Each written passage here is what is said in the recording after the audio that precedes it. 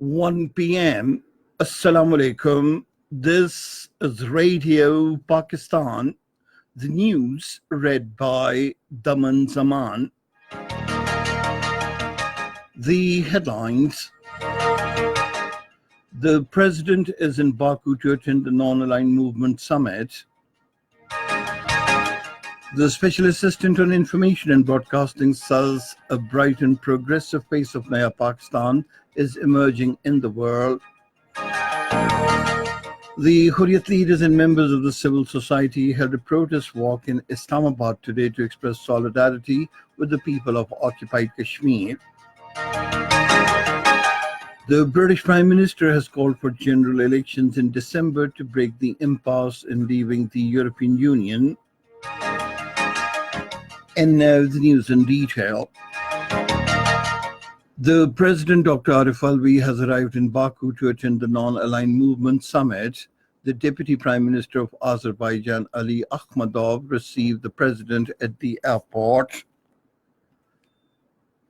The Special Assistant to the Prime Minister on Information and Broadcasting, Dr. Firdaus Ashikawan, says the country has been put on the right economic track. In a series of tweets today, she said Pakistan's improvement in the World Bank's ease of doing business ranking is a clear proof of it. Firdaus Ashikawan said a bright and progressive face of Naya Pakistan is emerging in the world. She said it is under the leadership of Prime Minister Imran Khan that the country witnessed a historic improvement of 28 places in the World Bank's ease of doing business ranking. Pakistan has lodged a strong protest with India over its recent ceasefire violations along the line of control, which resulted in the martyrdom of 3 innocent civilians.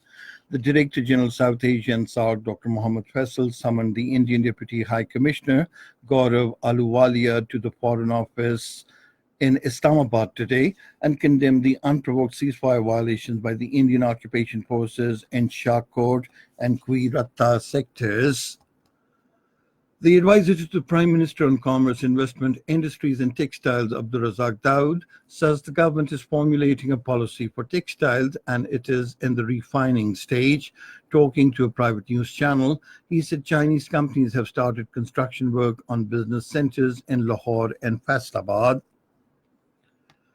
Kashmir Day is being observed today to express solidarity with the oppressed Kashmiri people. Those working in the government departments will wear black armbands entitled I'm Kashmir to convey the message that Pakistan fully stands by the Kashmiri brethren.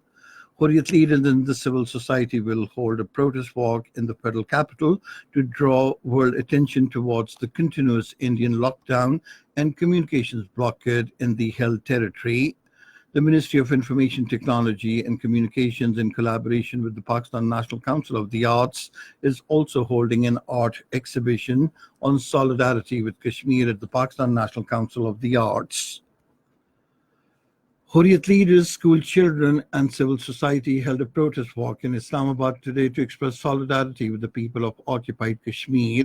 Speakers addressing the participants of the walk urged the world community to play its due role in lifting up the curfew from occupied valley. Speaking on the occasion, APHC leader Mansoor ul-Haq Bhatt said the Kashmir dispute should be resolved in the light of the United Nations resolutions by giving Kashmiris their inalienable right to self-determination. Hurriyat leader Abdul Hamid Lone, in his address, said we do not accept Indian illegal annexation of occupied Kashmir. Students participating in the protest walk said Indian forces are using pellet guns to blind the children and the youth have been jailed. The Indian Supreme Court has sought answers from the government on the timelines for lifting all restrictions in occupied Kashmir. During the hearing on petitions challenging the restrictions imposed in the occupied territory, a 3-judge bench headed by Mr. Justice N.V. Ramana observed that restrictions need to be reviewed.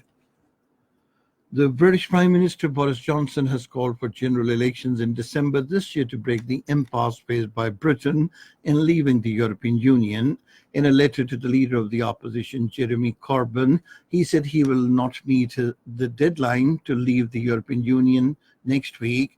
Meanwhile, Jeremy Corbyn said he would not support an election unit until a no-deal Brexit is removed from the agenda. Iranian President Hassan Rouhani says the United States has failed in its attempts to isolate Iran and damage its standing at the international level. He made the comments ahead of his visit to Azerbaijan to attend the 18th summit of the Non-Aligned Movement. And that is the end of this news bulletin. For more news and analyses, log on to our website, radio.gov.pk, and you can also watch the live video streaming of our bulletins on the link, facebook.com/Radio Pakistan News Official.